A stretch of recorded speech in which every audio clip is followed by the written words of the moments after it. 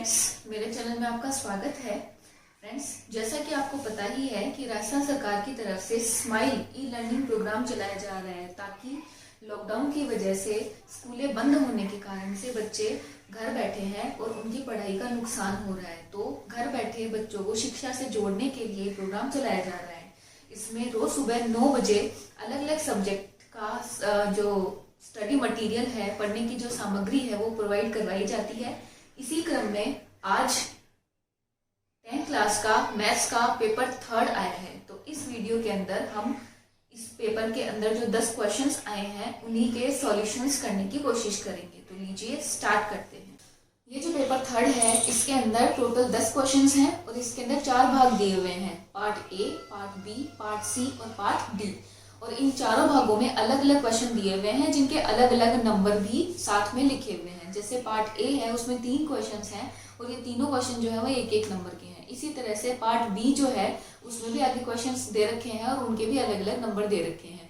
तो ये जो पेपर है ये मैं आपको नीचे डिस्क्रिप्शन बॉक्स जो है उसके अंदर प्रोवाइड करवा दूंगी। इससे पहले भी 2 पेपर आए हैं, पेपर फर्स्ट और पेपर सेकंड, तो उसके भी वीडियो जो है वो मैंने पीछे इससे पहले वाले जो वीडियोस है उसमें बना रखे हैं, आप चाहें तो उनको चेक कर सकते हैं। आज के पेपर में सबसे पहले पार्ट ए, जो इसमें जितने भी क्वेश्चन हैं वो सारे एक एक नंबर के हैं। तो इस पेपर का जो पहला क्वेश्चन है tan 10 बटा कोट 80, इसका मान ज्ञात कीजिए। तो ये जो क्वेश्चन हमारे पास है ये क्वेश्चन त्रिकोणमिति का क्वेश्चन है। त्रिकोणमिति में जो tan के और जो साइन कोस tan के जो 6 मान होते हैं इनके 90 माइनस थीटा वाले जो सूत्र है उनसे ये क्वेश्चन हल होगा। तो देखिए 90 माइनस थीटा वाले सूत्र जो होते हैं उनमें tan थीटा बराबर होता है कोट 90 माइनस थीटा। तो यहाँ पे थीटा का जो मान है वो यहाँ पे ऊपर वाला जो है tan उसके लिए 10 दे रखा है, नीचे कोट 80 दे रखा है। तो इस क्वेश्चन में हम इन दोनों में से किसी भी एक मान को क्या कर लेंगे, चेंज कर लेंगे। तो जैसे मैं ऊपर वाला करना चाह रही हूँ तो tan थीटा की जगह मैं लिख सकती हूँ यहाँ पे tan 10 तो बराबर कोट 90 माइनस थीटा की जगह लिख दूंगी मैं 10। तो tan 10 बराबर कोट 90 माइनस 10 मतलब 80। तो tan 10 का मान किसके बराबर हो गया, tan 10 का मान बराबर हो गया कोट 80 के। तो इसको हम लिखेंगे tan जो 10 है इसे हम लिख सकते हैं cot 90 minus 10, 90 degree minus 10 degree बटा कोट 80। ठीक है, आगे करेंगे तो कोट 90 माइनस 10 इसे आप लिख सकते हैं 80 बटा कोट 80। ऊपर नीचे वाला समान है इसलिए इसको काट करके और इसका आंसर क्या आ जाएगा हमारे पास में है। क्वेश्चन नंबर 2 समांतर रेखाओं से समान दूरी पर रहने वाले बिंदुओं का बिंदु पथ क्या होगा। या के बिंदु पथ वाली जो प्रश्न आई है उसमें से आया हुआ क्वेश्चन है। तो यहाँ पे 2 समांतर रेखाओं से, तो इसे हम चित्र की सहायता से समझते हैं ताकि हमें याद करने में आसानी हो। मान लीजिए 2 समांतर रेखाएं, एक ये वाली रेखा है, एक ये वाली रेखा है, ठीक है। तो इनसे समान दूरी पर रहने वाले बिंदुओं का बिंदु पथ, समान दूरी पर बिंदु। अब मान लीजिए ये जो रेखा है ये रेखा है, कोई एक बिंदु ऐसा हम ले जो दोनों से समान दूरी पर हो। तो इन दोनों के बिल्कुल बीच में ऐसा बिंदु होगा जो इससे भी समान दूरी पे होगा और इस वाली रेखा से भी समान दूरी पे होगा। इसी तरह से एक और बिंदु ले लेते हैं जो दोनों रेखाओं से क्या हो, समान दूरी पर। और इस तरह से हम खूब सारे बिंदु ऐसे लेते जाते हैं जो दोनों रेखाओं से बराबर बराबर दूरी पर हो, तो हमें खूब सारे बिंदु प्राप्त हो जाते हैं। ठीक है, जब हम इन सारे बिंदुओं को आपस में मिला देते हैं इस तरह से तो हमें एक रेखा प्राप्त होती है जैसा कि आपको दिख ही रहा है। ठीक है, तो इस क्वेश्चन का आंसर बस यही रेखा है, हमें इस रेखा को शब्दों में ढालना है। तो 2 समांतर रेखाओं से समान दूरी पर रहने वाले बिंदुओं का बिंदु पथ क्या होगा। 2 समांतर रेखाओं से समान दूरी पर रहने वाले बिंदुओं का बिंदु पथ एक ऐसी रेखा होगी जो इन दोनों रेखाओं के समांतर भी होगी और दोनों रेखाओं के मध्य में स्थित होगी। ठीक है, तो इसका आंसर हम क्या लिख सकते हैं, एक ऐसी रेखा, एक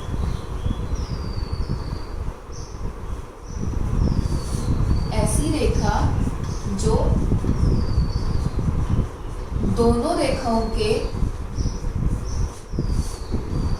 मध्य स्थित हो तथा दोनों रेखाओं के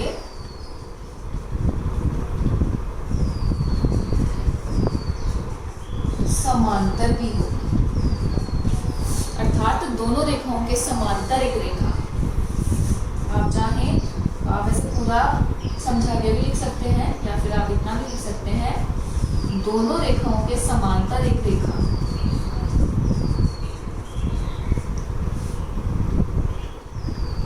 दोनों रेखाओं के मध्य स्थित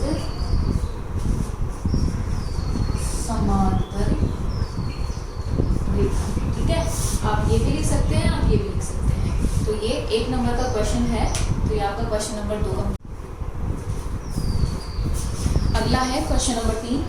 किसी शहर में टैक्सी का किराया पहले किलोमीटर का 10 रुपये और उसके बाद में 6 रुपये है। उसके बाद में जितने भी किलोमीटर आएंगे 1-1 किलोमीटर का 6 रुपये के हिसाब से है। यदि तय की गई दूरी x किलोमीटर तक किराया हो y रुपये, तो इसे समीकरण के रूप में व्यक्त कीजिए। ये हमारा क्वेश्चन नंबर 3 है। ये बहुत इंपॉर्टेंट क्वेश्चन है। पीछे जो प्रीवियस पेपर्स आए हैं उनमें भी ये कई बार ये क्वेश्चन पूछा गया है। तो इस क्वेश्चन को हमें चित्र की सहायता से समझते हैं तो हमें समझने में आसानी रहेगी। तो देखिए, मान लीजिए 2 बिंदु हैं, ये पॉइंट है A और ये पॉइंट है B। ठीक है, तो टैक्सी का किराया पहले किलोमीटर का 10 रुपये तथा उसके बाद में 6 रुपये के हिसाब से है। तो मान लीजिए एक बिंदु से दूसरे बिंदु तक हमें यात्रा करनी है। ठीक है, और ये जो टोटल दूरी है A से लेकर B तक की टोटल दूरी है, ये है हमारे पास में x किलोमीटर। ओके, अब आगे हम यहाँ से टैक्सी से चलना स्टार्ट करते हैं। तो जब हम 1 किलोमीटर चल लेते हैं, तो हमारा किराया कितना लगेगा? पहले किलोमीटर का कितना है? 10 रुपये। हमारा किराया लगेगा कितना? 10 रुपये। इस पॉइंट को, जिस पॉइंट पे हम चले हैं उसे मैंने C नाम दे दिया। तो A से लेके C तक 1 किलोमीटर की दूरी हुई, उसके लिए 10 रुपये देने पड़ रहे थे। ठीक है, और उसके बाद में ये दूरी कितनी बची? टोटल दूरी कितनी थी? x थी। उसमें से 1 किलोमीटर हम चल लिए तो कितनी बची? ये बची x माइनस 1। मान लीजिए टोटल 10 है, x मान लीजिए 10 है। 10 में से 1 हमने चल ली तो कितने बचे? 9 बचे ना। तो मतलब हमने क्या किया? इस टोटल दूरी में से 1 को हमने घटा दिया, इतनी दूरी हमारे पास और बच गई। तो हमारे पास इतने किलोमीटर और बच गए, x माइनस 1 किलोमीटर और बच गए। इसमें से पहले किलोमीटर का किराया कितना है? 10 रुपये है। तो 10 रुपये पहले किलोमीटर का हो गया, और बाद में हर किलोमीटर का कितना है? 6 रुपये के हिसाब से है। तो यहाँ से लेके यहाँ तक, C वाले बिंदु से लेकर के और ये जो B वाला बिंदु है यहाँ तक किराया कैसा लगेगा? 6 रुपये प्रति किलोमीटर के हिसाब से लगेगा। आप अगर ये चित्र याद कर लेते हैं तो आपको ये क्वेश्चन करने में कहीं कोई प्रॉब्लम नहीं होगी। तो यहाँ पे कुल दूरी जो है, कुल दूरी वो कितनी? x थी, और कुल किराया कितना है? y रुपये के हिसाब से। टोटल किराया हमारा y रुपये है। अब देखिए इसको करना कैसा है? टोटल किराया कितना था? y था। पहले किलोमीटर का किराया कितना आएगा? 1 किलोमीटर आप चले, 10 रुपये लग रहे हैं, तो ये हो गया 1 × 10। आपको सीधा सीधा दोनों को गुणा करके लिखना है। फिर आगे x माइनस 1 किलोमीटर बच गया और उसमें 6 रुपये के हिसाब से किराया लग रहा है। तो इन दोनों को भी आपको आपस में गुणा करके लिखना है। तो आप गुणा कर लेंगे, x माइनस 1 को गुणा कर लेंगे आप 6 से गुणा कर लेंगे। ठीक है, अब इसे आप आगे हल कर देंगे। तो y बराबर 1 × 10 10 प्लस इन दोनों को आपस में गुणा करना है। आप चाहे तो 6 को आगे भी लिख सकते हैं ताकि आपको क्वेश्चन करने में आसानी हो। तो 6 × x माइनस 1, तो y बराबर 10 plus 6 × x 6x plus into minus minus 6 को 1 से गुणा किया, कितना आ गया? 6 आ गया। तो ये हो गया y बराबर प्लस का 10 और माइनस का 6, ये कितना हो गया? 4 हो गया, प्लस का 6x। ठीक है, अब y को आप उधर ले जाइए तो यहाँ पे 0 बचेगा। 0 बराबर 4 प्लस 6x माइनस का y। अब आप इसको पूरा का पूरा ऐसे कैसे घुमा दीजिए, आप इसको सीधा कर लेंगे तो ये हो जाएगा 6x माइनस वाई प्लस 4 बराबर 0। आप ऐसे भी कर सकते हैं इसको, और आप चाहें तो सारे के सारे ये जो है इसको इस साइड लेके आके और वैसे भी कर सकते हैं। तो यहीं से मैं एक और बता रही हूँ, आप चाहें तो इसको इधर भी ला सकते हैं। तो y बराबर 4 प्लस के जैसे 6x था, इन दोनों को इधर ले आइए तो y माइनस 4 माइनस 6x बराबर क्या आ गया, यहाँ पे दोनों इधर आ गए, ये भी इधर आ गया, ये भी इधर आ गया, तो उधर क्या बच गया, 0 बच गया। x वाली टर्म को पहले लिख लीजिए, तो माइनस का 6x, y वाले को सेकंड नंबर पे तो प्लस y, थर्ड पे माइनस का 4 बराबर 0। हम हमेशा कोशिश करते हैं कि हम शुरुआत वाला जो पद है हमारा वो हमेशा धनात्मक रखिए, इसलिए पूरे के निशान चेंज कर लीजिए। तो इसके सबके निशान चेंज करेंगे तो ये आएगा 6x माइनस वाई प्लस 4 बराबर 0। तो आप इसको यहाँ से इस तरह भी कर सकते हैं और आप इसको सीधा सीधा y उधर लेके जाइए और आप पूरे को घुमा दीजिए, तो उसमें निशान चेंज करने की प्रॉब्लम नहीं होगी। क्यों नहीं होगी, ये पूरा इधर आएगा, ये माइनस का हो जाएगा और ये 0 है, ये उधर जाएगा, तो इसका भी निशान चेंज होगा, दोनों माइनस माइनस करके और वो बराबर हो जाएगा। इस वजह से हम इसको इस तरह से भी कर सकते हैं, जैसा आपको ठीक लगे आप उस तरह से इस क्वेश्चन को कर सकते हैं। तो इसी के साथ आपका ये क्वेश्चन नंबर 3 कंप्लीट होता है।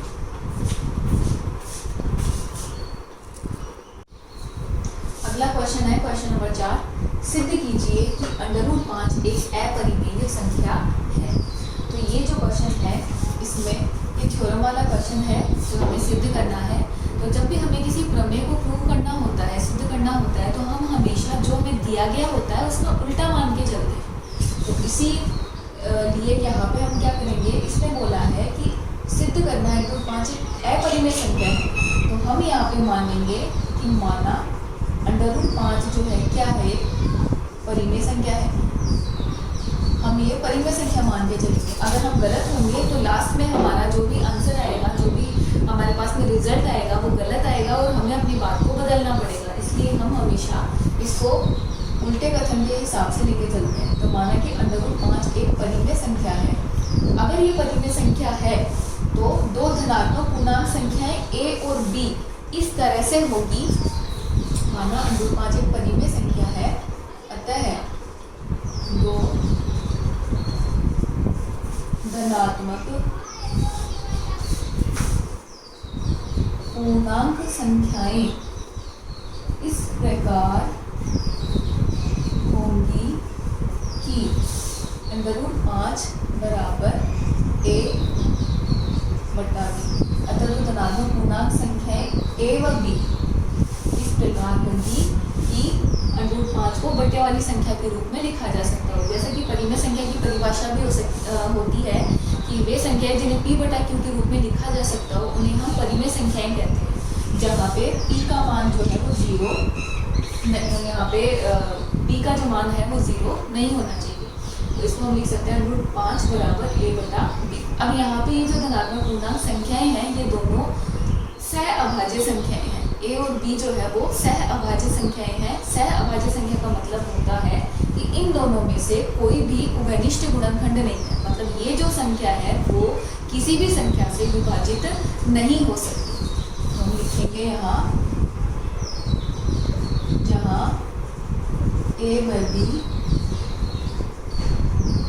सह अभाज्य संख्याएं हैं, अर्थात a व b में कोई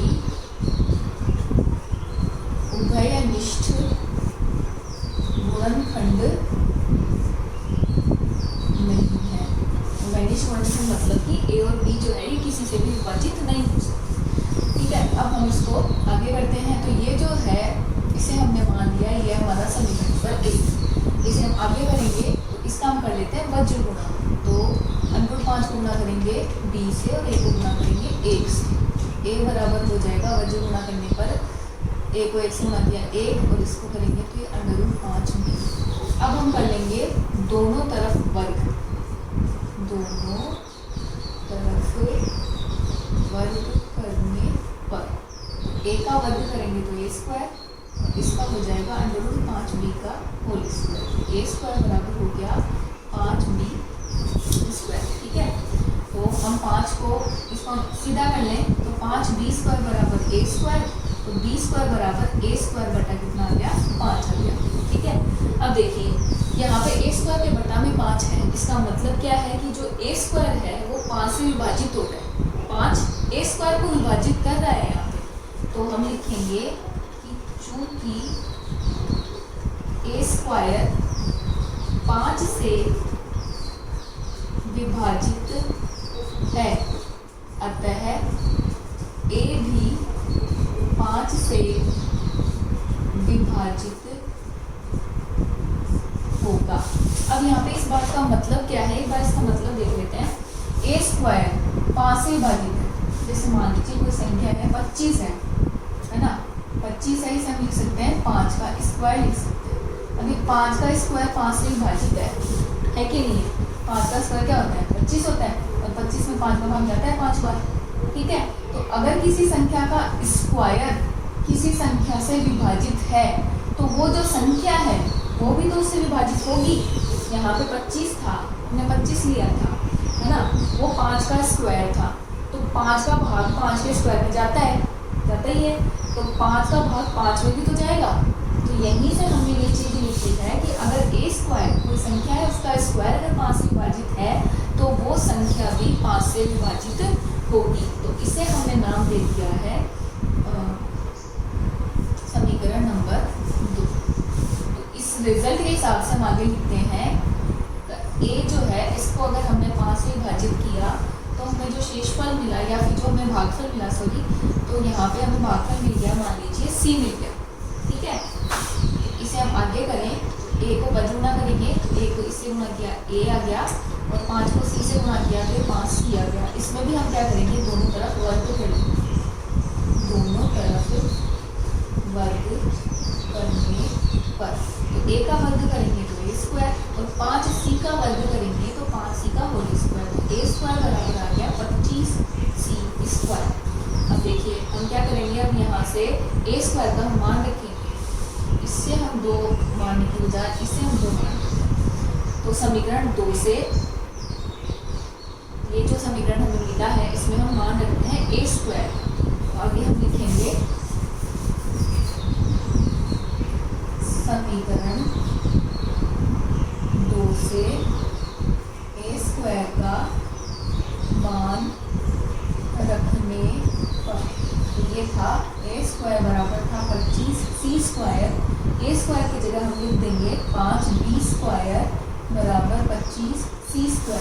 इससे ये कट गया, कितना आ गया 5 आ गया, तो b² बराबर हो गया 5c², ठीक है। इसे हम वापस सीधा कर लें, तो या आप ऐसा भी कर सकते हैं, इसको इधर लाएंगे तो माइनस का 5c² रहेगा, ये उधर जाएगा तो ये माइनस का b² होगा, इससे कट जाएगा, तो c² बराबर आ गया b² बटा 5।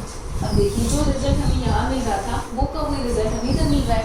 कि हम क्या कहेंगे कि चूंकि b² किससे विभाजित है, 5 से, तो हम लिखेंगे चूंकि b² 5 से विभाजित है, अतः b भी 5 से विभाजित होगा, ठीक है। अब देखिए हम ऊपर क्या कह रहे थे, a और जो b है उसमें कोई उभयनिष्ठ गुणनखंड नहीं है। फिर हमने आगे सॉल्व किया, आगे हमें क्या मिला कि a है उसमें भी 5 का भाग जा रहा है, मतलब उभयनिष्ठ गुणनखंड है। a जो है उसमें भी 5 का भाग जा रहा है, b है उसमें भी 5 का भाग जा रहा है, मतलब 5 ऐसा है जो a और b जो है दोनों में 5 का भाग जा रहा है, मतलब उभयनिष्ठ गुणनखंड है 5 इन दोनों का। तो हमने जो चीज़ मानी थी वो हमारी गलत साबित हो गई। तो आगे हम क्या लिखेंगे, चूंकि a व b दोनों 5 से विभाजित है, अर्थात 5 a व b का क्या है, उभयनिष्ठ गुणनखंड है, ठीक है। अर्थात हमारी कल्पना क्या थी, गलत, अर्थात हमारी कल्पना गलत है। इम्प्लाइज दैट √5 एक अपरिमेय संख्या है। तो इसी के साथ ये जो क्वेश्चन नंबर 4 है ये कंप्लीट होता है। ये एक थ्योरम है, एक प्रमेय का क्वेश्चन है ये, और ये पेपर में ज़्यादातर ये 3 नंबर वाले में या फिर मैक्सिमम 3 नंबर वाले में ही आता है ये वाला क्वेश्चन। तो ये थ्योरम का क्वेश्चन है। यहाँ पे √5 की जगह √2 भी आ सकता है, 3 भी आ सकता है, 5 भी आ सकता है, और एक बार तो √6 भी आया है। तो चाहे इसकी जगह पे कोई भी नंबर आए, आपको इसी तरह से इस क्वेश्चन को हल करना है। तो ये क्वेश्चन नंबर 4 कंप्लीट।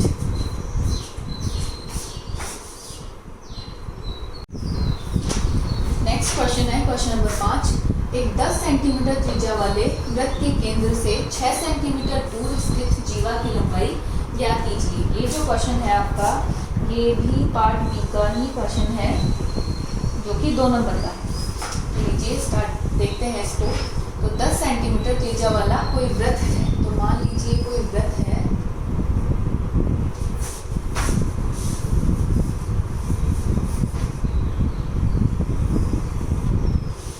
ठीक है। इसकी त्रिज्या कितनी दे रखी है हमें? 10 सेंटीमीटर की त्रिज्या दे रखी है,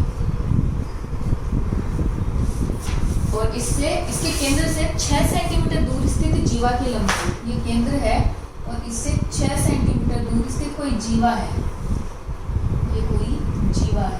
कितनी दूर है? 6 सेंटीमीटर दूर है। केंद्र से 6 सेंटीमीटर दूर स्थित जीवा की लंबाई ज्ञात कीजिए। तो हमें इसकी ये लंबाई ज्ञात कीजिए, ठीक है। अब देखिए, ये जो है वृत्त की त्रिज्या है। तो ये अगर वृत्त के केंद्र से वृत्त की परिधि पर स्थित किसी भी बिंदु को मिलाने वाली रेखा वृत्त की क्या होती है? त्रिज्या होती है। तो अगर हम इसको इस तरह से यहाँ से मिला दें, ठीक है, तो ये भी वृत्त की क्या हो जाएगी? त्रिज्या। तो ये भी कितनी हो जाएगी? 10 सेंटीमीटर की हो जाएगी। और इसी तरह से आप चाहो तो इसको भी इधर से मिला सकते हो, तो ये भी इसकी क्या होगी? त्रिज्या ही होगी, ठीक है। इसे जैसे मैं नाम दे दूँ, मान लीजिए O, A, B और C। ये 10 है, ये भी वृत्त की त्रिज्या होगी, और कितनी होगी? 10 सेंटीमीटर की होगी, ठीक है। अब हमें इसकी AC जो है जीवा, हमें इसकी लंबाई निकालनी है। तो हम देखते हैं त्रिभुज किसमें? त्रिभुज OBC में हमें इसका लंब पता है। OB कितना? 6 सेंटीमीटर। इसका कर्ण कितना? OC कितना है? 10 सेंटीमीटर। हमें निकालना क्या है? इसका आधार। आधार कितना है यहाँ पे? BC, जो हमें निकालना है। तो यहाँ पे पाइथागोरस की थ्योरम लग जाएगी। आधार स्क्वायर बराबर कर्ण स्क्वायर माइनस लंब स्क्वायर। आधार है BC, तो BC स्क्वायर बराबर OC square minus OB square. तो BC स्क्वायर बराबर OC है 10, तो 10 का स्क्वायर माइनस 6 का स्क्वायर। तो BC बराबर ही हो गया 100 माइनस 36। तो BC स्क्वायर बराबर 100 में से 36 गए 64। तो BC बराबर हो गया √64। तो BC हमारे पास में कितनी आ गई? BC आ गई हमारे पास में 8 सेंटीमीटर। इसी तरह से आप इस त्रिभुज को लेके निकालेंगे, तो ये भी कितनी आएगी? 8 सेंटीमीटर की आएगी। या फिर आप ये भी कह सकते हैं कि कोई भी वृत्त है, उसके केंद्र से जीवा पर डाला गया जो लंब होता है, ये इस जीवा को तो बराबर टुकड़ों में विभाजित करता है। इसलिए अगर BC वाला टुकड़ा अगर 8 सेंटीमीटर का है, तो जो AB वाला टुकड़ा है ये भी कितना होगा? 8 सेंटीमीटर का ही होगा। तो हम यहाँ पे ये कह सकते हैं कि चूंकि BC अगर 8 सेंटीमीटर है, तो AB है वो भी कितना होगा? 8 सेंटीमीटर का ही होगा। क्यों होगा? आप चाहें तो इसका कारण भी लिख सकते हैं कि वृत्त के केंद्र से जीवा पर डाला गया लंब उसे 2 बराबर भागों में बांटता है, ठीक है। ये इसका कारण हो गया। तो आपको जीवा AC की लंबाई मिली, जीवा AC बराबर हो गई 8 और 8 कितनी? 16 सेंटीमीटर आंसर। तो इसी के साथ आपका ये नेक्स्ट क्वेश्चन नंबर जो 5 है ये कंप्लीट होता है। अगला क्वेश्चन है क्वेश्चन नंबर 6। एक रोलर की लंबाई 2 मीटर और व्यास दे रखा है 1.4 मीटर। तो ज्ञात कीजिए कि 5 चक्कर लगाने में रोलर कितना क्षेत्रफल समतल करेगा। तो यहाँ पे एक रोलर की बात हो रही है, और रोलर जो होता है उसकी आकृति बेलन के जैसी होती है, ठीक है। तो इस तरह से बेलनाकार रोलर दे रखा है हमें, और इसकी लंबाई हमें दे रखी है कितनी, 2 मीटर।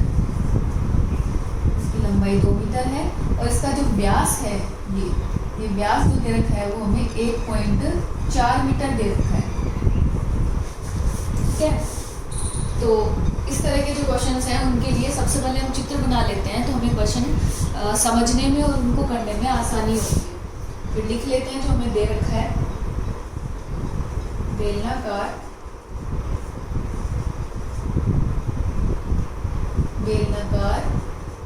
जो रोलर है उसकी लंबाई हो चाहे ऊंचाई हो, दोनों को हम h मान के चलते हैं, तो ये हमें 2 मीटर दे रखी है, ठीक है। और रोलर का जो व्यास है, व्यास हमें दे रखा है 1.4 मीटर। तो इसकी त्रिज्या कितनी हो जाएगी, त्रिज्या हमेशा व्यास की आधी होती है, तो 1.4 की हम कर देंगे आधा, तो ये जाएगा 0.7। 14 में 2 का भाग दिया 7 आया, तो 1 के बाद पॉइंट लगाना है, तो 0.7। इसका पॉइंट हटा लीजिए ताकि हमें आसानी रहे आगे। तो पॉइंट हटाते हैं, 1 के बाद में पॉइंट है इसलिए नीचे बटा में 10 लगा देंगे। तो ये जो त्रिज्या है वो कितनी हो गई हमारे पास, त्रिज्या को हम क्या मान के चलते हैं, r, वो है r बराबर 7/10 मीटर। अब हम चलते हैं इसके कंसेप्ट पे। ये बोल रहा है 5 चक्कर लगाने में रोलर कितना क्षेत्रफल समतल करेगा। तो इस बात को हमें पहले समझने की जरूरत है। मान लीजिए आप, जैसे ये कोई रोलर है, ठीक है, ये कोई रोलर है, ये मान के चलिए ये कोई रोलर है, ठीक है। इसकी भी आकृति बेलनाकार है, और ये 1 चक्कर लगाएगा। तो मान लीजिए मैंने इस पे कोई मार्क कर दिया, ये ही मान लीजिए ये इसका कोई मार्क है, यहाँ से इसको मैंने घुमाया, ठीक है, घुमा करके वापस ये पॉइंट आया यहाँ तक, ठीक है। 1 चक्कर लगा लिया इसने इस तरह से, और ये यहाँ तक पहुँच गया। इसने यहाँ से स्टार्ट किया था घूमना, और ये यहाँ तक पहुँच गया। और इसने ये 1 चक्कर लगाया, तो इसने इतनी दूरी ये तय कर ली, ठीक है। तो ये जो क्षेत्रफल हुआ, ये जो इसने तय किया है, वो इस रोलर के जो 1 चक्कर लगाने पे तय किया गया क्षेत्रफल है, ठीक है। और रोलर जब ये रोटेट हो रहा है, इस तरह से घूम रहा है, तो इसका कौन सा ऐसा भाग है जो काम आ रहा है। बेलन के अंदर 2 तरह के क्षेत्रफल होते हैं, एक तो वक्र पृष्ठ का क्षेत्रफल होता है और एक संपूर्ण पृष्ठ का क्षेत्रफल होता है। तो यहाँ पे हम बेलन की बात कर रहे हैं, तो बेलन में ये वाला जो भाग है घूमने में, ये वाला भाग काम में आ रहा है। इसका मतलब ये है कि यहाँ पे बेलन के वक्र पृष्ठ के क्षेत्रफल का यूज हुआ है। संपूर्ण पृष्ठ जो होता है उसमें ये वाला और ये दोनों भाग भी शामिल हो जाते हैं, लेकिन यहाँ पे संपूर्ण पृष्ठ का काम नहीं हुआ है, यहाँ पे केवल ये वाला भाग घूमने में काम आया है। इसलिए हम ये कह सकते हैं कि इस रोलर का वक्र पृष्ठ का जो क्षेत्रफल है वो इस रोलर के द्वारा 1 चक्कर में तय की गई दूरी के बराबर होना चाहिए, ठीक है। आई होप आपको ये बात समझ में आ गई होगी। हम क्या लिख सकते हैं, हम लिख सकते हैं रोलर का जो वक्र पृष्ठ का जो क्षेत्रफल है वो 1 चक्कर में तय दूरी के 1 चक्कर में तय दूरी के बराबर होना चाहिए, ठीक है। अब 1 चक्कर में उसने कितना तय किया है क्षेत्रफल, कितना क्षेत्रफल 1 चक्कर में तय किया गया क्षेत्रफल इसके बराबर होना चाहिए, ठीक है। अब यहाँ पर रोलर का हम वक्र पृष्ठ का क्षेत्रफल अगर निकालते हैं तो वो 1 चक्कर में तय की गई जो टोटल एरिया है वो हो जाएगा। तो हम ये निकाल लेते हैं। तो रोलर का वक्र पृष्ठ का क्षेत्रफल, और बेलन के वक्र पृष्ठ के क्षेत्रफल का सूत्र होता है 2πr(h). तो 2 × पाई की वैल्यू है 22/7, r की वैल्यू है 7/10 और h की वैल्यू हमारे पास में 2। और इसकी काटापीटी कर लेंगे, तो ये 2 1 2 1 5, तो ये कितना आ गया 44 के ऊपर, और नीचे क्या आया 5 आ गया। मैं एक बार इसको इतना ही छोड़ दी, तो ये हो जाएगा मीटर स्क्वायर। ये आ गया हमारे पास में जो रोलर है उसके वक्रपथ का क्षेत्रफल। और ये किसके बराबर है? ये रोलर के द्वारा एक चक्कर में तय किए गए क्षेत्रफल के बराबर है। ठीक है, ये जो क्षेत्रफल आया है, इसने पूछा है एक 5 चक्कर में रोलर कितना क्षेत्रफल समतल करेगा। ठीक है, तो हम 5 चक्कर का निकालना है, तो ये 1 का हमें पता है, 5 का निकालने के लिए हम इसको 5 से गुना कर देंगे। तो आगे आप लिखेंगे इसलिए 5 चक्कर में रोलर के द्वारा समतल किया गया क्षेत्र बराबर 44 बटा जो 5, इसको 5 से गुणा कर दिया तो हमारे पास आ गया 44 मीटर स्क्वायर आंसर। इसलिए जो रोलर है ये 5 चक्कर में 44 मीटर स्क्वायर क्षेत्रफल समतल करेगा। तो ये एक चक्कर में आप इस तय की जगह पे समतल लिख दीजिए, समतल किया गया क्षेत्रफल। यहाँ पे भी समतल किया गया क्षेत्रफल। ठीक है, तो इसी के साथ आपका ये question number next question number 7। दो द्विघातीय व्यंजकों के लसय तथा मसय क्रमशः x³ - 7x + 6 तथा x - 1 है, तो दोनों व्यंजक ज्ञात कीजिए। ये हमारा क्वेश्चन है। तो यहाँ पे हमें लसय और मसय दे रखा है। लसय दे रखा है x³ - 7x + का 6 और जो मसय है वो हमें दे रखा है x - 1। इस तरह का जो क्वेश्चन है, वो पहले 2 पेपर आए थे उनमें भी आया हुआ है और ये क्वेश्चन इस वाले पेपर में रिपीट हुआ है। तो पहले भी मैंने जो वीडियो बनाए थे उसमें भी ये क्वेश्चन समझाया था। इसमें हम क्या करते हैं, अगर आपको लसय और मसय दोनों दे रखे होते हैं तो आपको ये लसय मसय दोनों टुकड़ों में चाहिए। मतलब टुकड़ों से मतलब क्या है, जैसे मसय तो पहले से एक घात का है, एक गुणनखंडी है, लेकिन लसय जो है वो 3 घात का है। 3 घात का है, इसका मतलब ये है कि इसके 3 आंसर होंगे। 3 आंसर मतलब इसके 3 गुणनखंड होंगे। तो पहला काम तो हमें ये करना पड़ेगा कि यहाँ पे जो हमें लसय दे रखा है इसके हमें गुणनखंड करने पड़ेंगे। उसके बाद में हम इसके जो व्यंजक ज्ञात करने हैं उस पर जा पाएंगे, ऐसे हम इस पर नहीं जा सकते। तो पहले हम क्या करेंगे, इसके गुणनखंड ज्ञात करने के लिए जो x - 1 है उसका हम ये जो लसय दे रखा है x³ - 7x + 6 इसमें भाग देंगे। हम ऐसा क्यों करेंगे, क्योंकि जो दोनों व्यंजक होते हैं, है ना, पहला व्यंजक फर्स्ट वाला जो व्यंजक होता है, सेकंड वाला व्यंजक होता है, दोनों में मसय एक ऐसी चीज होती है जो दोनों में होती है। ठीक है, तो जो लसय होता है उसमें मसय भी इंक्लूड होता है, इसलिए हम ऐसा करते हैं। तो सबसे पहला काम तो आप ये करेंगे कि आप x - 1 जो है मसय वाला उसको आपका इसमें भाग देना है, उससे आपको इसमें भाग देना है। ठीक है, तो भाग देंगे। यहाँ पे क्या है, x है, यहाँ पे x³ है, गुणा किससे करेंगे आप, x² से गुणा करेंगे। ठीक है, तो x² से जब आप गुणा करेंगे तो x² इसको जब आप गुणा करेंगे x - 1 से, तो क्या आएगा, x² को x से गुणा किया तो आएगा x³ plus into minus x² को 1 से गुणा करेंगे तो आएगा x²। यहाँ आ जाएगा x³ माइनस x²। अब देखिए यहाँ पे x² का तो पद ही नहीं है, तो जो पद नहीं होता है तो हम क्या करते हैं, उसको सबसे लास्ट में लिख देते हैं। तो ये माइनस का आ गया x², यहाँ लिख देंगे आप माइनस, यहाँ कर देंगे आप प्लस। क्यों, क्योंकि निशान चेंज करने होते हैं। क्यों करने होते हैं, क्योंकि अपने को इन दोनों को काटना है। अगर ये पहले से माइनस होता तो हम यहाँ पे निशान चेंज नहीं करते। ठीक है, ये कट गया। अब हम इसको ज़्यादा घात वाले को पहले लिखते हैं और कम घात वाले पदों को बाद में लिखते हैं। तो ये हो जाएगा x² पहले, माइनस का 7x और प्लस का 6। ठीक है, अब यहाँ पे है x और यहाँ पे है x²। आपको x से x² लेके आना है, तो आप क्या करेंगे, ये प्लस है, ये भी प्लस है, तो यहाँ पे प्लस लगा देंगे। ये x है, ये x² है, x से x² लाना है तो आपको गुना करना होगा किससे, x से। ठीक है, तो x से जब आप x को गुना करते हैं तो आपको x² मिल जाता है। तो ये जो x है इसे आप इस पूरे से गुणा करके चेक कर लेंगे कि क्या आ रहा है। x को x से गुणा किया कितना आया, x², प्लस को माइनस से गुणा किया कितना आया, माइनस, x को 1 से गुणा किया कितना आया, x आ गया। ठीक है, ये आप यहाँ पे लिख देंगे। तो x² माइनस x हमने लिख लिया तो इसके निशान चेंज करेंगे माइनस का और ये जाएगा प्लस का।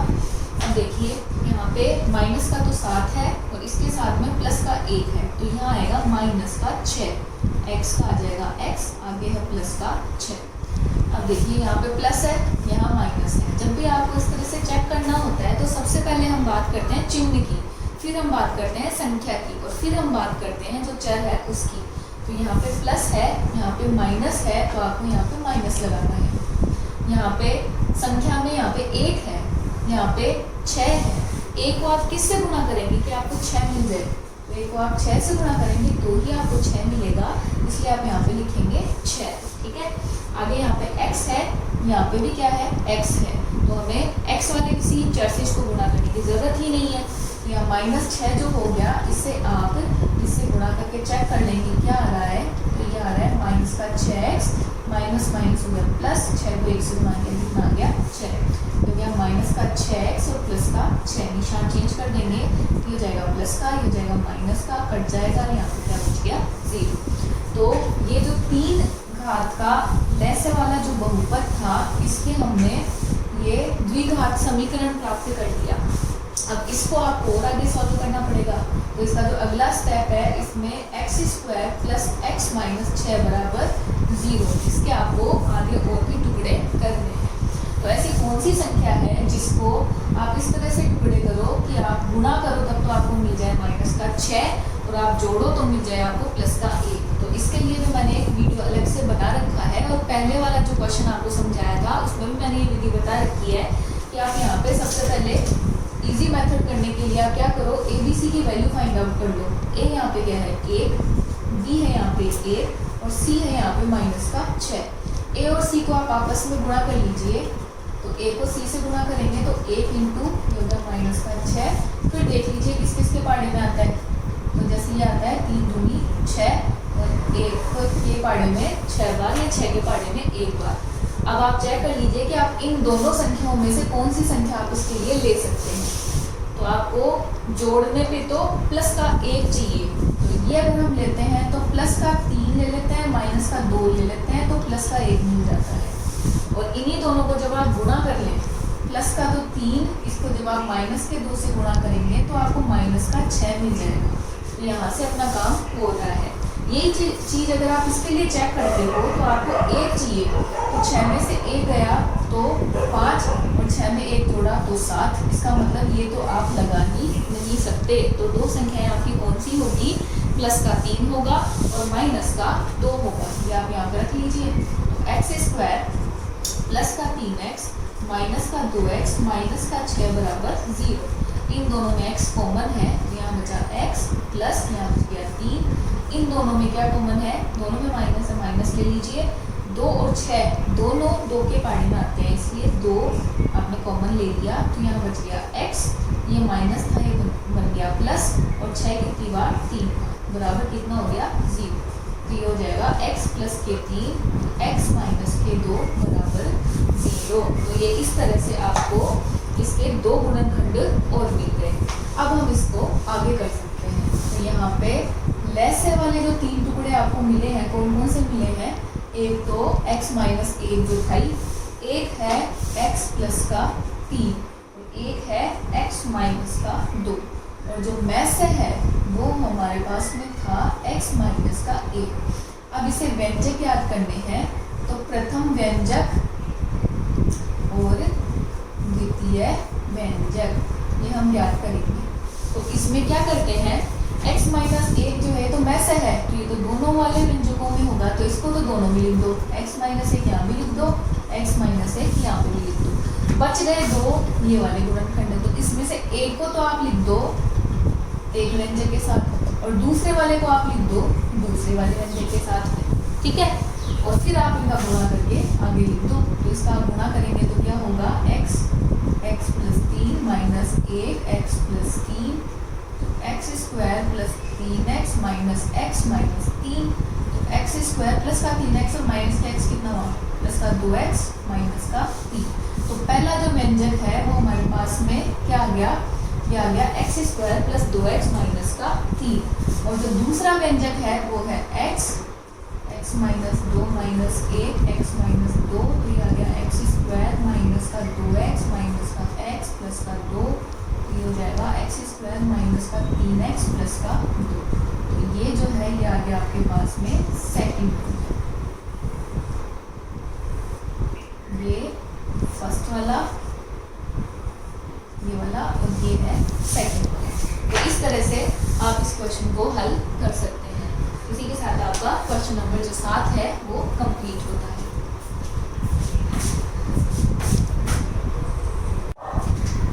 अगला क्वेश्चन है 1 से 1000 के बीच में 3 से भाज्य सभी विषम संख्याओं का योगफल ज्ञात कीजिए। तो सबसे पहले तो हम 1 से लेके 1000 के बीच में 3 से भाज्य जो भी संख्याएं हैं एक बार वो देख लेते हैं। तो 1 से शुरुआत करें तो पहली संख्या जो है इसकी एपी बनेगी। पहली संख्या जैसे आएगी 3, फिर 6, फिर 9, फिर 12, इस तरह से हमें संख्याएं मिलेगी। फिर 15, फिर 18, ठीक है, जिसमें 1000 तक की संख्याओं में 3 से भाज्य अंतिम संख्या जो है वो क्या होगी, वो होगी 999। ठीक है, ये तो ये एक बात। अब आगे इसको सम चाहिए। क्वेश्चन के अंदर हमसे विषम संख्याओं का योगफल पूछा है, तो इसे विषम संख्याएं चाहिए। तो आप एक बार इसको देखिए, 3 विषम, 6 सम, ये नहीं चाहिए। फिर 9 विषम, 12 सम, ये भी नहीं चाहिए। फिर 15 विषम, 18 सम, ये भी नहीं चाहिए। तो इसका मतलब क्वेश्चन के अनुसार हमारी जो एपी बनेगी वो एपी होगी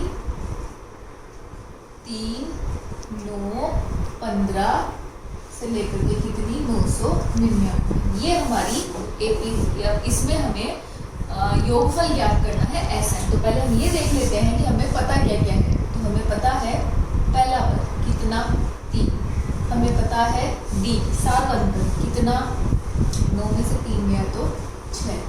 फिर हमें पता है अंतिम पद AN कितना है 999।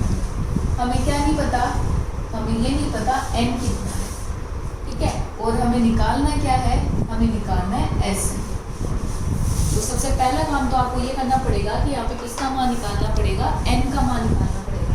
तो n का मान निकालने के लिए आप सूत्र लगा सकते हैं। यहाँ पे जो AN वाला सूत्र होता है, AN बराबर A plus n minus 1 into D. तो AN है यहाँ पे 999 बराबर A है यहाँ पे 3 plus n minus 1 into D है यहाँ पे कितना 6, ठीक है।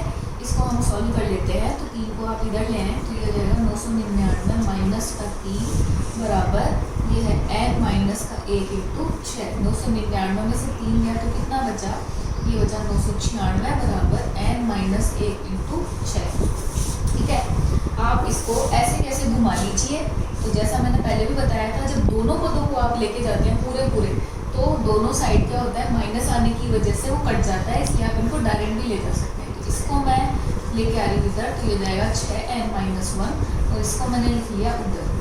आप इसको ऐसा लिख सकते हैं, ये इधर है तो माइनस का ये उधर है तो ये माइनस का, दोनों माइनस आपस में कट गए, ठीक है। अब 6 इसके साथ में क्या है, गुणा में है, तो अगली संख्या के कहाँ जाएगा, बट्टा। n माइनस 1 बराबर 996 बट्टा 6, तो यह आ जाएगा 6 1 6 बचिए कितना 3 39 6 6 36, कितना बच गया 3 फिर 36 तो 6 6 36, ठीक है। तो n माइनस 1 बराबर आ गया आपके पास में 166। तो n का मान आ गया 166 प्लस 1 मतलब कितना 167, ठीक है। तो n का मान हमारे पास में अवेलेबल हो गया। अब हम आगे SN का मान निकालेंगे। SN बराबर होता है, योगफल ज्ञात करने के लिए 2 सूत्र होते हैं। उनमें से एक सूत्र ऐसा होता है जिसमें अगर आपको पहला पद और अंतिम पद पता हो तब आप उस सूत्र का इस्तेमाल करते हैं। तो यहाँ हम वही सूत्र लगा रहे हैं, SN बराबर n बटा 2 ब्रैकेट A प्लस AN। तो SN बराबर n हमारे पास में आया है 167, तो 167 बटा 2, A है 3 प्लस AN है हमारे पास में 999। SN बराबर 167 बटा 2 इंटू ये हो गया 1002, तो ये जाएगा 2 पंजे 10 0 1। तो SN बराबर 167 इंटू 501। तो 167 को जब आप 501 से गुना करेंगे तो आपके पास में आएगा 83,667, 83,667।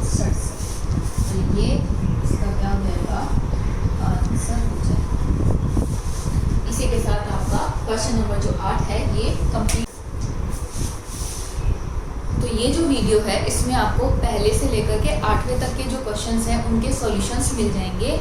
और जो 2 क्वेश्चंस बच गए 9वां और 10वां, उनमें से एक क्वेश्चन ग्राफ का क्वेश्चन है और जो दूसरा क्वेश्चन है वो थेल्स की थ्योरम है। वो दोनों बड़े बड़े क्वेश्चन हैं, इसलिए वो जो 2 क्वेश्चंस बचे हैं वो आपको अगला जो वीडियो आएगा उसके अंदर आपको उसके सॉल्यूशंस मिलेंगे। धन्यवाद।